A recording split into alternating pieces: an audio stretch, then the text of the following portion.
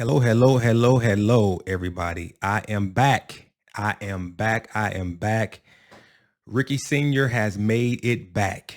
And I told you guys that I would be back. That is one of my number one sayings. I told you guys that I would be back.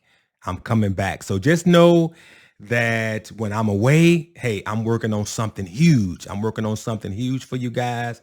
And just know that it is coming. So, real briefly here, I'm not going to hold you long. This video today, I've been trying to get this video released forever, right? And this is the 5 things that I feel as a real estate professional that a first-time home buyer should really be focused on. Now, I made a short list. I made a short list of 5 things that I feel like, again, the first-time home buyer that's preparing to buy a home should be focused on. So really fast, not going to hold you long. And you know, guys, I'm getting a little older. So, hey, I definitely need those reading glasses. So I'm getting ready to put those reading glasses on. No laughing, no judgment. No laughing, no judgment. So here we go, guys. So first, and before I get started, these are in no particular order.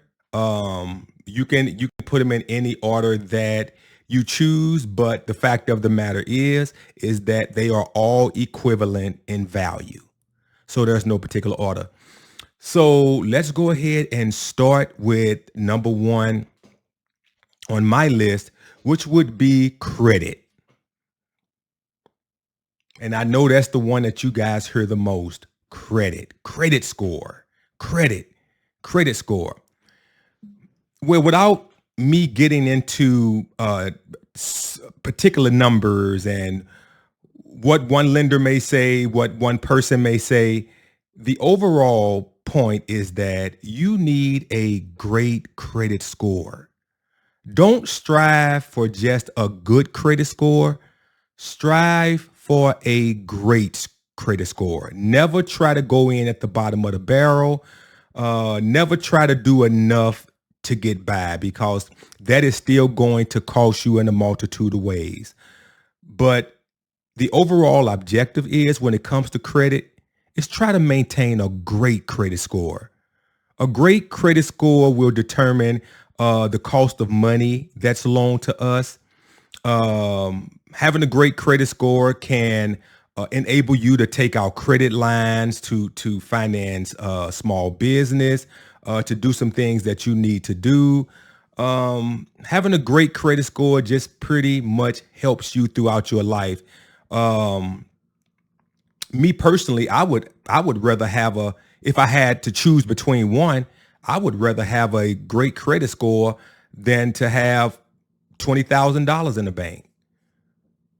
Having a great credit score is worth much more than that. So try to strive to have a great credit score when it comes to planning to purchase your home. You you pay less for everything. The cost of money goes way down with all things considered, which is the biggest point when you talk about interest rates and things like that. You qualify for lower rates. So just basically having a great credit score all the way around, even outside of planning to purchase a home, will benefit your lives greatly. So strive to have a great credit score. All right. So let's see what's next on my list. Employment. Employment. Believe it or not, employment is very important. Nowadays, I'm starting to see more entrepreneurs, more business owners, more people that's just taking their lives into their own hands. And so, as a self-employed person, whether it's 1099 or other, make sure that your books are right, professionally managed. Make sure your taxes are professionally managed. Make sure you have an accountant, things of that nature. I would even recommend a financial advisor as well. Just make sure that all of your business affairs are in order. And if you're not a self-employed person, you're still, working for someone else, that's fine too. Just make sure that there are no gaps in between employers if you've had to change, or no significant gaps like, hey, I missed a year out of work, or I missed 6 months out of work, anything like that. Now, just changing from one employer to another, that would be fine. But just also make sure that you've worked long enough to where you can generate at least 2 years of tax returns to be able to submit to a lender. If there is a significant gap in employment without those 2 years minimum of tax returns, you may want to just wait until those dots reconnect once again. So that is it as far as employment. Let's go down. Oh, here's a good one. Here's a good one. Here's a good one. I know you guys hear this one a lot. This is actually, in my opinion, more significant than credit. And this is debt to income ratio. Debt to income ratio is the juggernaut. That's the juggernaut right there, even above credit. Now, in layman's terms, without me getting too technical, debt to income ratio is a formula that's used to calculate dollar-wise your ability to be able to handle this mortgage. It pretty much takes the money that you make, the complete household income, if everybody in the household will be contributing as owners, but let's just say it's one person, it will take your income plus the anticipated mortgage amount, and that's pretty much paired against your ability to be able to pay. So they will take everything that I make and total that up and subtract everything that's going out. So what's coming in, what's going out, plus the anticipated mortgage amount. And that will determine if you have the ability to handle this mortgage. It's a really, really simple process. They typically would like for you to stay well below 50%. Typically anywhere between, I would say comfortably, 35 to 43%. That's where it's preferred that you stay. Anything over 50%, you're pretty much flirting with disaster there. So that's something that you may want to keep in mind. Focus on debt to income ratio. Again, that's the amount of income that's coming in, and that will be less than the money's going out. But the money's going out will also, again, include that anticipated mortgage amount. So if your anticipated mortgage amount is forecasted to be $900, that will be $900 in addition to any other expenses leaving out the house. All right. So focus on that debt to income ratio. So let's go down to another one that I have. Oh, this here is a good one too. Down payment. How are you going to pay your down payment and closing cost assistance, or your closing cost period? So let's plan for that without any type of assistance. So let's just say the seller is not going to help you with down payment and closing cost assistance. There are no available grants. So how can this happen? It happens real easily. It's just a matter of you being responsible and planning for this moment and saving money. You have to save money just in case there would be no assistance for you at that time.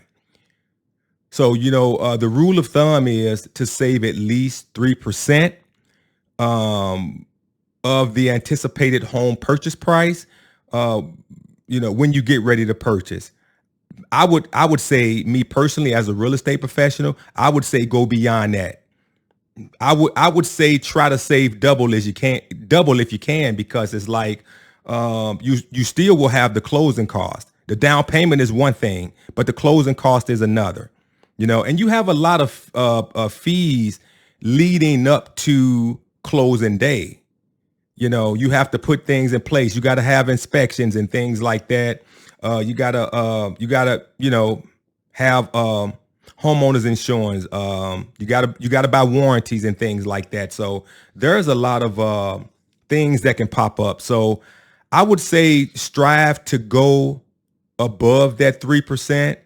I would say more like 5%, if you can, just to kind of, help yourself out in case you run across any type of unforeseen situation where, hey, I need more money, and I may not have no one or nowhere else to get that money from. So, stay focused on saving money. It's always good to have your own back. Of course, your real estate agent will do all they can to seek out additional assistance for you, whether it be trying to strategize an offer to where it will entice the seller to help out, or looking for some type of external grant money or that you may qualify for. But the best insurer would be yourself. So just, save money, save money, save money. All right. And the last thing that I have, area. It's very important. Now, a lot of buyers don't do this, but it is very, very important that you have some type of idea of where you want to live. You know, that's something that you don't want to figure out at the time of. Reason being, most importantly, is because whatever you are pre-approved for, when that time comes, that amount has to coincide with the cost of that area. So it's good to know or have some type of idea of where you want to live primarily. That's not nothing that you figure out or try to work on at the time of. Again, it's all about planning. It's all about what makes the most sense.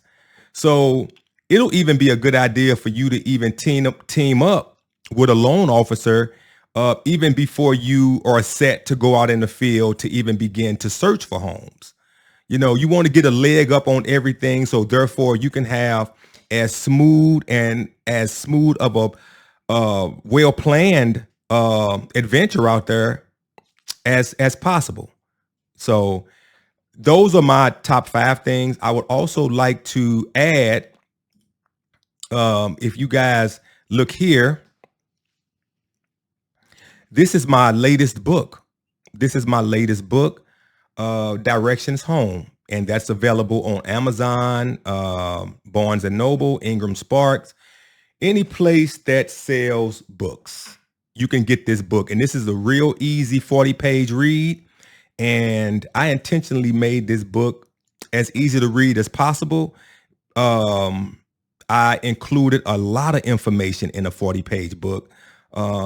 This book will have all of the information that you need to plan and prepare to purchase your first home. Again, the name of the book is Directions Home, a first-time homebuyer's guide. And again, you can whip on over to Amazon or Barnes and Noble or Ingram Sparks, anywhere books are sold. This book should be available. It's available ebook. It's available in Kindle and paperback. So yeah, so pick up that book, and hopefully these 5 leading factors will help you to plan to purchase your home, your first home, so that you can be successful. All right. Chiming out, guys. Ricky L. Hopkins Sr., and I look forward to talking with you guys again really, really soon. Thank you.